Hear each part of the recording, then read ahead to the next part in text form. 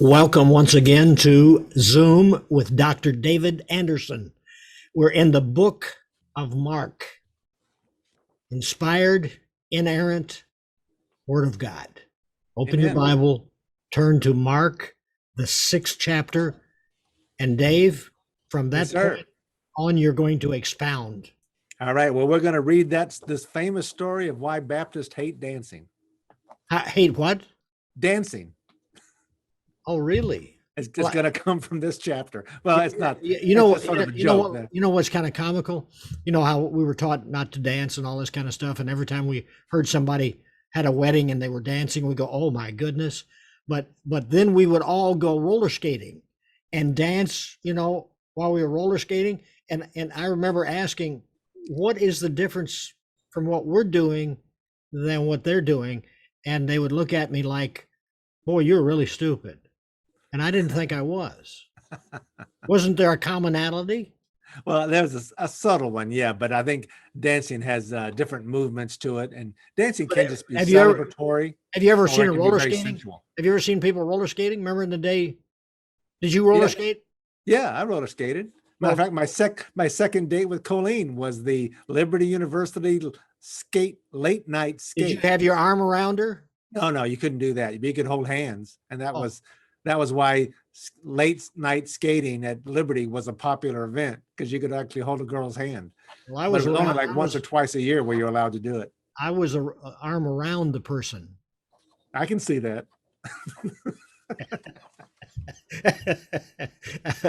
Okay, you wanna start our Bible study? Yeah.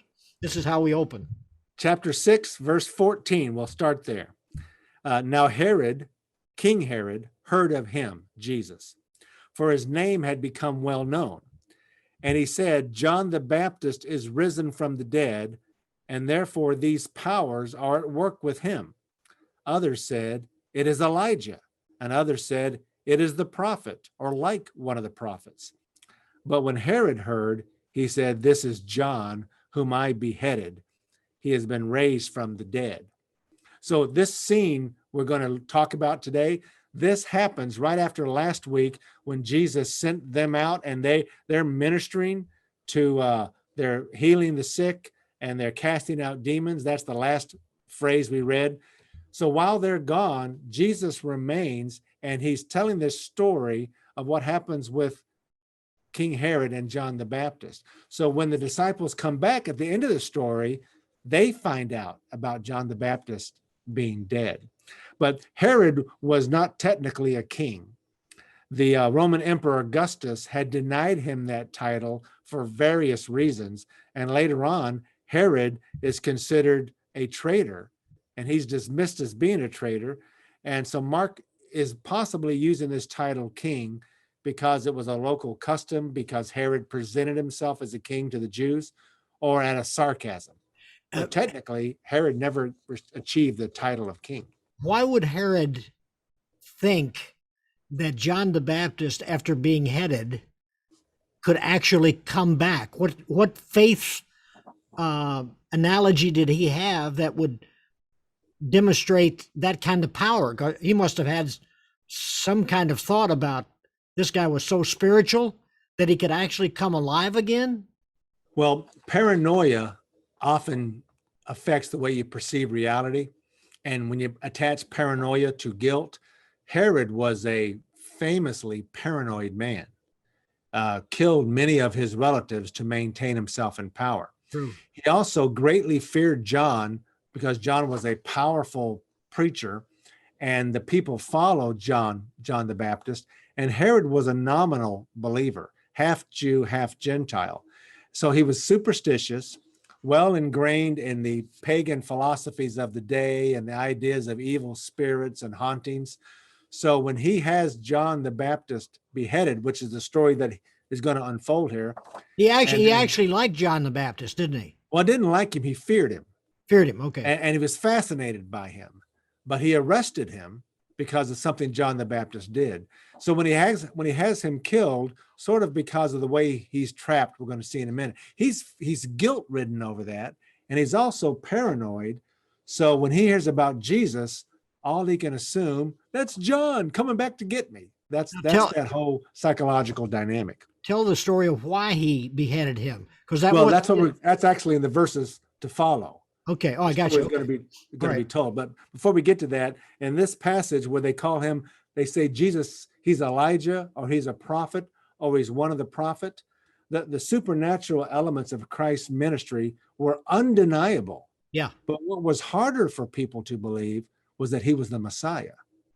So the Jewish leaders could accept, yes, Christ could be one of the prophets, or he couldn't. Maybe he's the Elijah that we were told about, because he's doing incredible things that we can't deny, but he can't be the Messiah. Now, how would they interpret the term Messiah? The anointed one of God, the anointed one who was coming to bring deliverance to Israel and reconcile them to God. They had a nationalistic political understanding of the Messiah, that the Messiah's main role, or at least the one they focused on, was him restoring Israel to greatness. So they saw him as a conqueror, as a dynamic, as a powerful man, one who could amass the energy of the crowds and revolt against Rome and finally bring Israel back to its days when David was on the throne. That's what they had in their mind. That's what they're looking for. So when Jesus comes as the reconciler between sinful Israel and a holy God, they don't recognize it. They weren't looking for that. They were looking for a political leader, for a champion. Messiah coming from Nazareth, no way. No, because nothing good comes out of Nazareth. That was one of the idioms of the day and one of the cliches of the day. So they didn't understand where he was from or what he was going to do, because they were looking for something entirely different. Did they have some way that they would accept how a Messiah appeared? Was he like drop out of the sky? What was their thinking? Well, interesting, when Christ was born and the wise men from the east come to King Herod, Herod calls the chief priest, and they know what town he's going to be born in. So they expected him to be born, and to be born in Bethlehem. They knew that. They told Herod, but that didn't shape what they thought he would be. So they assumed the Messiah would come and somehow he'd be regal. Like if he's going to be born in Bethlehem, it must have been because the king's wife was in Bethlehem when the delivery came. They couldn't see it as being from a virgin betrothed to a carpenter. That was just not in their and born in a stable reasoning at all. They could not comprehend that. Yeah. So we come to verse 17. This is the story of why Herod had John the Baptist killed. For Herod himself had sent and laid hold of John and bound him in prison for the sake of Herodias, his brother Philip's wife, for he had married her. So this shows you already Herod's moral compass, because John had said to Herod, "It is not lawful for you to have your brother's wife." Therefore Herodias held it against him and wanted to kill him, but she could not. For Herod feared John, knowing that he was a just and a holy man, and he protected him. And when he heard him, he did many things and heard him gladly. So Herod was a protective, interested sponsor, if you want to say, of John's safety. But Herodias, his wife, wanted John killed because John had been publicly stating that Herod was in sin for taking his brother's wife. So she felt degraded.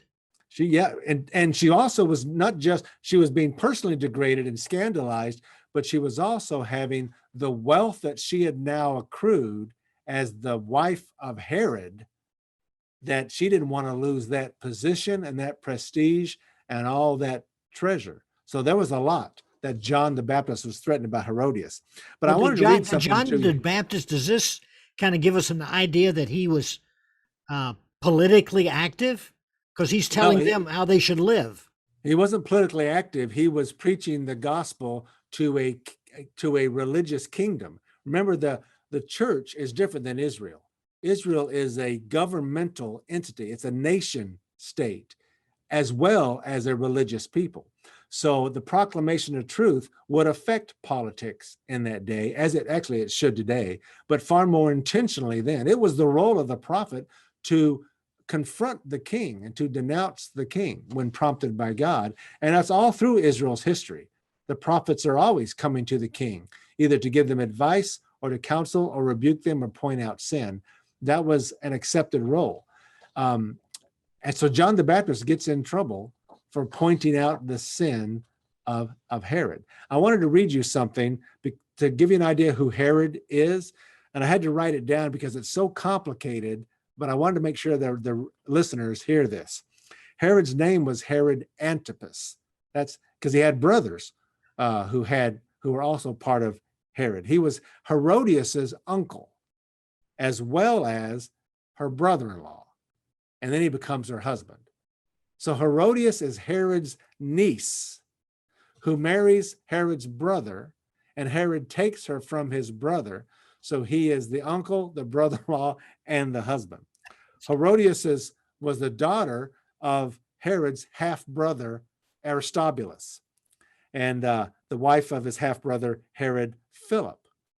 So there's a bunch of family dynamics involved in this. Herod Antipas, the one that we're talking about in the story, was married to the daughter of King Aretas from Arabia before Herodias. So Herod is married to another woman, a political marriage from an Arabian king, when he decides he wants Herodias, who is his niece and his sister-in-law, married to his brother. So he divorces this other woman and takes Herodias from Herod Philip. So Herod Philip and Herod Antipas are brothers, because Herod is sort of a family title. Antipas is his actual name. So then Herod Antipas was attacked by his first wife's father, King Aretas, the king of Arabia. He was attacked, and he would have been totally defeated if Rome hadn't stepped in and saved him and salvaged him from this war with his first wife's father, who came to get him for that. So that's the story. Their problem becomes so severe that Herod Antipas is accused of treason. They are banished outside of Rome. They go to Gaul, where Herod Antipas and Herodias commit suicide. That's what history tells us. This is this man who John the Baptist feels compelled to say, you've got to stop. You're supposedly the king of Israel, and you're living in complete immorality. Now, Herod was a wicked, wicked king. So John the Baptist publicly and probably privately rebuked the king, because the prophet had access to the king back in those days if the king wanted to be in good standing with the people. So he arrests Herod to shut him up. John the Baptist to shut him up. He doesn't want to kill him. That's why John the Baptist is in prison as this story unfolds. Herod is doing that to satisfy his wife Herodias, who wants John the Baptist killed. So Herod takes him, puts him in jail in the palace, just to keep him out of the public eye. So that reminds me, by the way, one thing before we look at the next verse. Gospel preachers, we would love the idea of being in good standing with the president or the governor, anybody of power. We would love to have that access and that avenue. But gospel preachers, if they're going to be true to the word of God, can't always stay in favor with those in power, because we have to speak truth. Yeah. And if you notice, the powerful people, the presidents, even the ones you like the most, the preachers they associate with are not the everyday pastors, they're the prominent ministers. Yeah. Because there's a political attachment that if a president can attach to a prominent evangelical pastor, that helps him have sway and influence over a certain group of evangelicals. Well, let's say that evangelical pastor is a godly person and takes that position and wants to influence the king, but the king is not living for God. They can lose that opportunity by speaking out against the king's sin or the president or the governor's sin. Yeah. And then they have a struggle. What am I supposed to do? If I say this, I lose this opportunity. What's more important, being true to God or having this opportunity? John the Baptist did not have that debate in his head. He was going to speak the truth regardless of the consequences, and it got him arrested, and it results in him being beheaded. So that brings us to verse 21. Then an opportune day came when Herod, on his birthday, gave a feast for his nobles, the high officers, and the chief men of Galilee.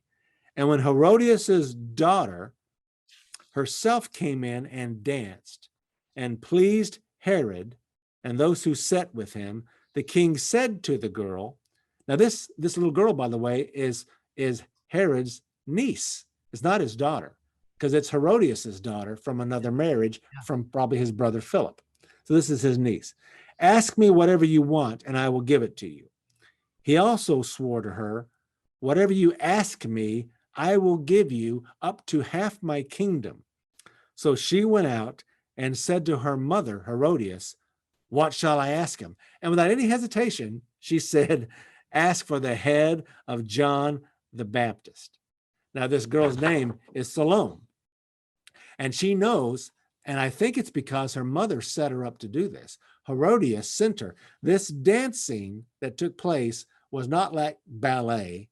It was not like a choreographed, entertaining, artistic demonstration. This was a sensual dance, kind of like a burlesque, designed to arouse the men. Yeah, there'd be no women at this party. The only women that would be there would have been the women that were invited to entertain the men. Well, Herod was probably very intoxicated, right?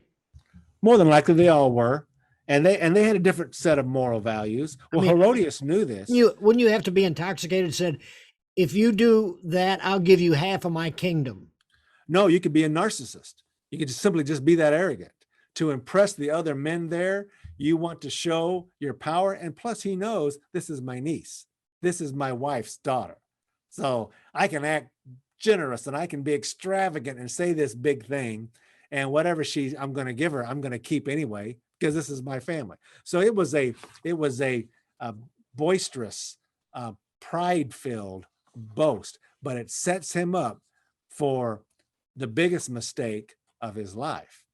So this was for the people of Rome, birthdays were an opportunity for licentious celebrations. This wasn't like a birthday party you or I would have, where you have some friends over and you blow the candles out on a cake and sing happy birthday.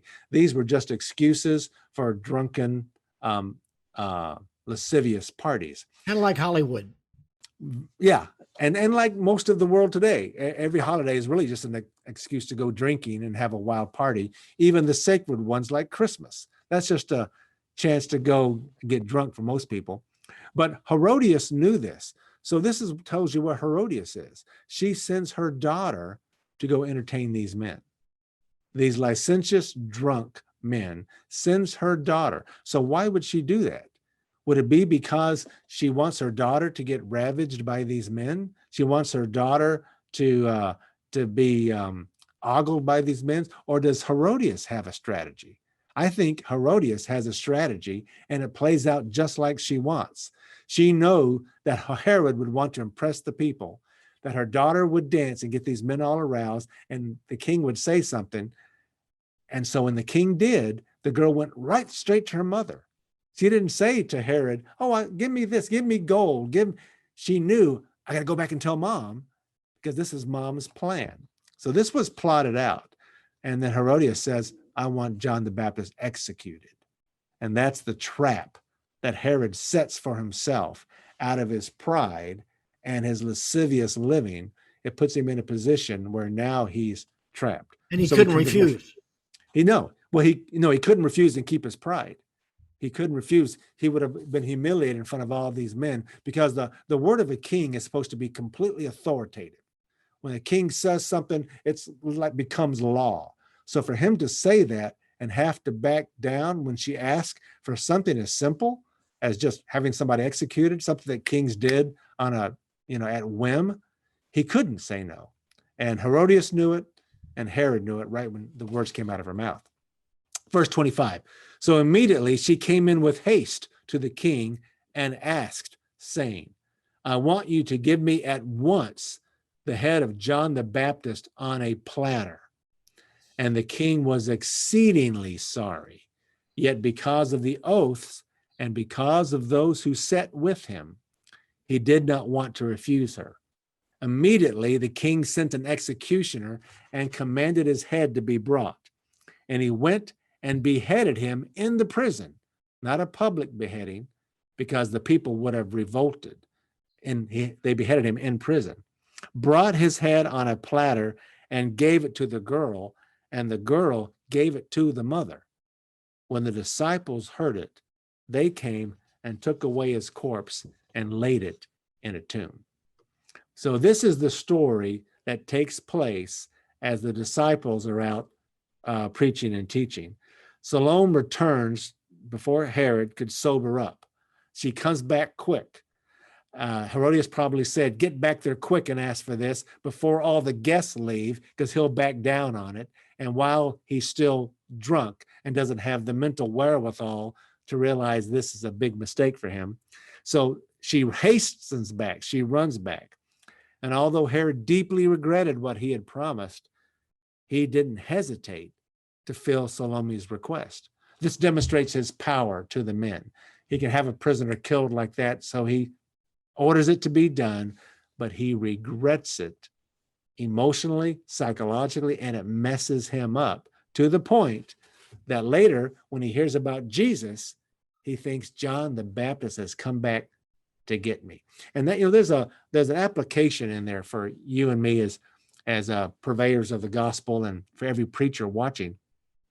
We don't know what state of mind people are in when they come to hear the gospel, what guilt load they're carrying, what sin has perverted or twisted their mindset, what philosophical or spiritual blindness has hindered them from seeing the gospel. So our role is not to convince them, is not to get them just to acquiesce and say, yes, okay, I'll say the prayer, because that's not real conversion. Our mission is to clearly and persuasively give them the gospel, but trust that God will change their heart, that God will awaken them to the truth. Because there could be people like Herod who are so wrapped up in paranoia and fear, they can't see Jesus for who he is. Herod couldn't see John the Baptist for who he was, a messenger of God that could change his life. And if he followed the teachings, could elevate him to a real, valid, legitimate king of Israel. He couldn't see it because of his own sin had blinded him to the truth. Did John the Baptist have a large following? And if so, hearing that he had been beheaded, would that group of people storm the kingdom? Well, they would have at an earlier time, and they wouldn't at this time, because John the Baptist's popularity had waned. Okay. Because Jesus had risen. And that's why John the Baptist said, that's fine with me. He must increase and I must decrease. But Herod wasn't aware so much of that. He just knew John the Baptist was a famous, revered, feared preacher, and that Jesus was now doing something. So it must have been because he killed John the Baptist, and John the Baptist was now come back to get him. That's all superstition. It's all paranoia. I know it would be speculative, but how are the disciples handling this? Well, they don't know yet in the story, as that's untold. Evidently, they find out when they come back.